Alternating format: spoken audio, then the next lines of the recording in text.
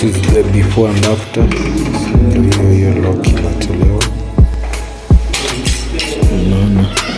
So hizi ndio hizo Chinese doors. Si ndio? So hii ya facial recognition ndio tunataka kuweka. This one over here. Already installed. This is a facial recognition lock. We've installed it. So hii inatumia passcode, facial recognition, inatumia card, inatumia key and fingerprint and Wi-Fi. Yeah, so it uses 6 options.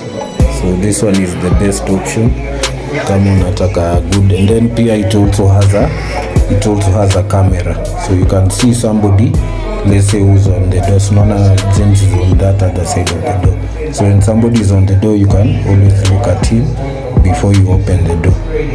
Yeah.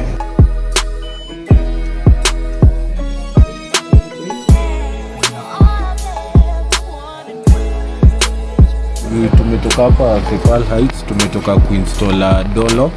So we've installed a door lock for facial recognition for a client hapa. I'll just show you the video. So we've inafanya na face recognition, inafanya na bluetooth, inafanya na fingerprint, inafanya na app yenyewe, inafanya na keycard na kuna passcode. So iko na 6 different options of opening the door. So mkitaka mkuje mnunue vitu kutoka kwetu, vitu mzuri, vitu quality. Na tuko hapa somewhere Kilimani. So yeah, inaitwa Kepal Gardens.